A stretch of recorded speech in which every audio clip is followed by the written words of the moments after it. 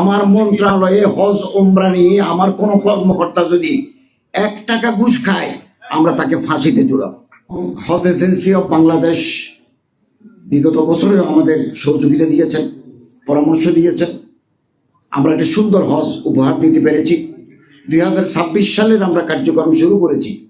আপনাদের সহযোগিতা চাই। আমরা আশা করি সরকার এবং হজ এজেন্সি অফ বাংলাদেশের পারস্পরিক পরামর্শ, মত বিনিময়, সহযোগিতার কারণে আমরা একটা সুন্দর হজ 26 সালেও উপহার দিতে পারব। এবং মাননীয় প্রধান উপদেষ্টা আমাদেরকে বলেছেন যে সমস্ত এজেন্সি পারফরম্যান্স এক্সিলেন্ট, বেটার, খুব ভালো, সৌদি ডেডলাইন মেনে যারা অগ্রসর হয়েছেন উনি বলছেন আমি আমার পক্ষ থেকে তাদের একটা সার্টিফিকেট দেব। আর যারা নামমাত্র এজেন্সি, একজন লোক পাঠায়, 2 জন লোক পাঠায় অথবা পাঠায় না, 3 বছর যাবৎ পাঠায় নাই, এইরকম এজেন্সির শত শত এজেন্সি আছে। আমরা এদেরকে মাইনাস করতে চাই। কারণ এই বিজনেসে যদি আপনি না থাকেন, আপনি একজন হাজি পাঠাবেন অথবা পাঠাবেন না, এটা আমরা বিব্রত হই। আমাকে সৌদি মিনিস্টার সামনাসামনি বলেছেন যে তোমার দেশে এমন, ডোন্ট মাইন্ড প্লিজ, আপনার দেশের বহু এজেন্সির মালিক আছেন, এটা মোবাইল নিয়ে মসজিদের কোণে বসেই হজ কার্যক্রম চালায়, তার কোনো অভিযোগ নাই, কিচ্ছু নেই, এগুলো কেন রেখেছেন এটা বলেছেন। তো আমরা হজ দুই রাষ্ট্রের ব্যাপার, সবগুলো আমাদের হাতে নাই, কিছু ওনাদের হাতে। এবং তারা কেবল কি বাংলাদেশ, সারা পৃথিবীর লক্ষ লক্ষ হাজি নিয়ে তারা ডিল করেন। তারা যখন এটা নিয়ম করেন ফর দ্য হোল ওয়ার্ল্ড, গোটা পৃথিবীর জন্য করেন, এটা তো বাংলাদেশের জন্য আলাদা করেন না। আমরা কেবল তাদেরকে অনুরোধ করতে পারি, আবেদন জানাতে পারি, এর চাইতে আমাদের বেশি কিছু করার নেই। এবং আমি গতকাল হাবের পরামর্শক্রমে সৌদি মিনিস্টারকে চিঠি লিখেছি দুপুরে। আরও যত সমস্যাগুলো আছে আপনারা আমাদেরকে পরামর্শ দিবেন, আমরা তাদেরকে কূটনৈতিক চ্যানেলে, পররাষ্ট্র মন্ত্রণালয়, আমরা চিঠি তো পররাষ্ট্র মন্ত্রণালয়ের মাধ্যমে দিই, এভাবে আমরা তাদের দৃষ্টি আকর্ষণ করার চেষ্টা করব। এবং আপনারা হাজিদের সেবা দিচ্ছেন, আলহামদুলিল্লাহ, আমরা আপনাদেরকে মোবারকবাদ জানাই। আগামী দিনেও আপনাদের আন্তরিক সহযোগিতা কামনা করি। আমাদের মধ্যে কোনো বিরোধ নাই, আমরা একে অপরের পরিপূরক সম্পর্ক, আমরা এক পরিবারের মতো হয়ে একটা টিম স্পিরিট নিয়ে আমরা কাজ করব। এবং সৌদি ডেডলাইন আমাদেরকে ফলো করতে হয়। তারা একটা তারিখ দেন গোটা দুনিয়ার জন্য, না হলে অ্যাপস বন্ধ করে দেন, এটাকে আমাদের মাথায় রাখতে হবে। বিমান ভাড়া নির্ধারণের জন্য আমরা কাজ শুরু করেছি।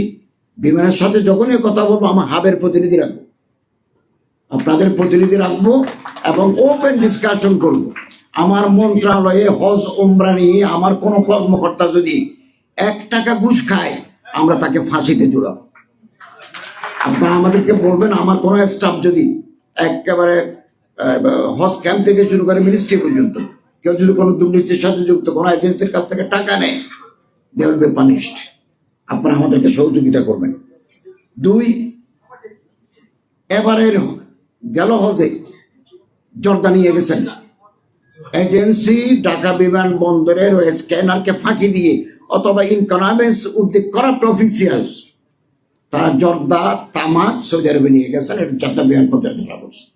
আমরা বিব্রত হই, আমরা লজ্জিত হই। হাজি সাহেবদের প্যাকেট, হাজি এগুলো এজেন্সিরা দিয়েছে। জর্দা, তামাক আমার বাংলাদেশের আইনে মাদক নয়, কিন্তু সৌদি আরবের আইনে এটা মাদক। একজন হাজি সাহেবের লাগেজের ভিতরে আপনি জর্দা দিবেন কেন? পয়সা অন্যভাবে আমরা কামাতে পারি না? এগুলো আমাদের বাংলাদেশের মর্যাদা, ভাবমূর্তি ক্ষুণ্ণ হচ্ছে।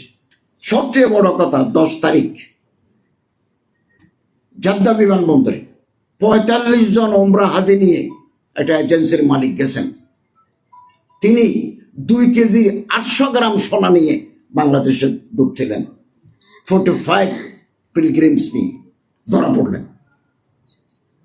পড়লেন। মুহূর্তের ভিতরে বাংলাদেশ সরকারের সাথে যোগাযোগ যে তোমার হাজি, তোমার এজেন্সি 2 কেজি 800 গ্রাম সোনা নিয়ে জেদ্দা বিমানবন্দরে ধরা পড়ছে।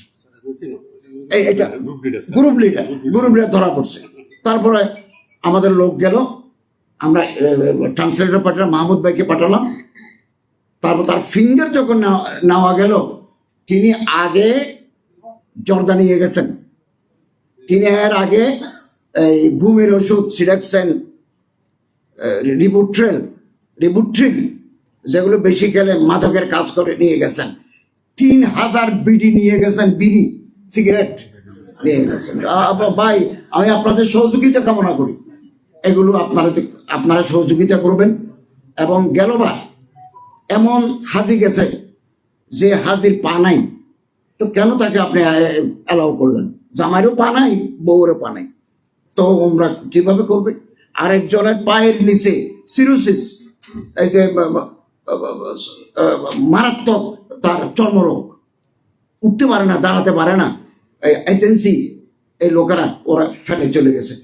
আমরা আবার লোক দিই তাকে হজের আরকানা হাকাম ঠিক করেছি।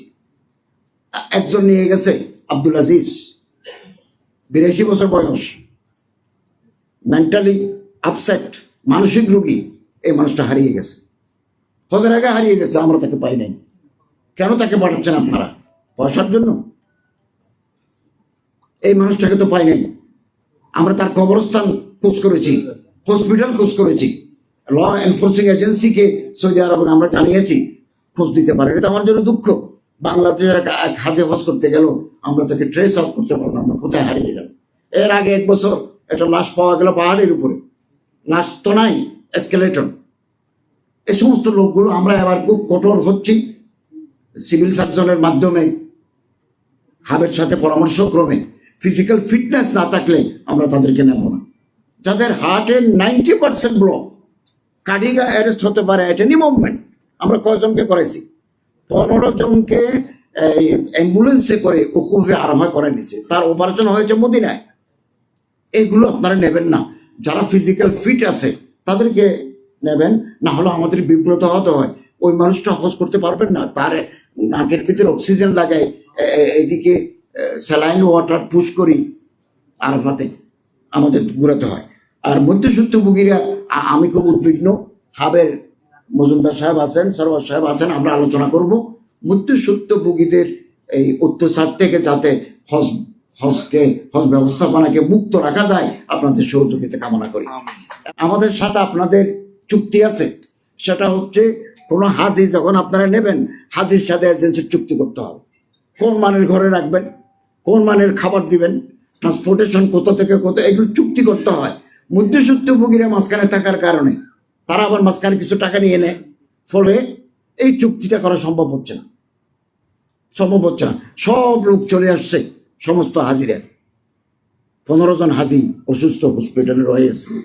বাংলাদেশ সরকারের দায়িত্ব, হাজি কিন্তু আপনার। আমরা তাদেরকে বাংলাদেশ বিমানকে অনুরোধ করে মেডিকেল বেড দিয়ে তাদের বাংলাদেশে পাঠিয়েছি। এজেন্সিরা কিন্তু বাংলাদেশে চলে আসছে। অতএব আসুন আমরা পারস্পরিক সহযোগিতা করি। আপনাদের সহযোগিতা পেলে, আন্তরিকতা পেলে আমরা 26 সালের হজ 25 সালের চাইতে আরো বেস্ট করতে পারব। এবং আপনাদের আন্তরিকতার জন্য ধন্যবাদ জানাই। আমি বারবার বলি, হাব পরিবার এবং আমার মন্ত্রণালয়ের ভিতরে কোনো বিরোধ নাই। আমরা পারস্পরিক সম্মান, মর্যাদা এবং ভ্রাতৃত্বের সাথে কাজ করে যাচ্ছে, আগামী দিনেও আমরা করে যাব।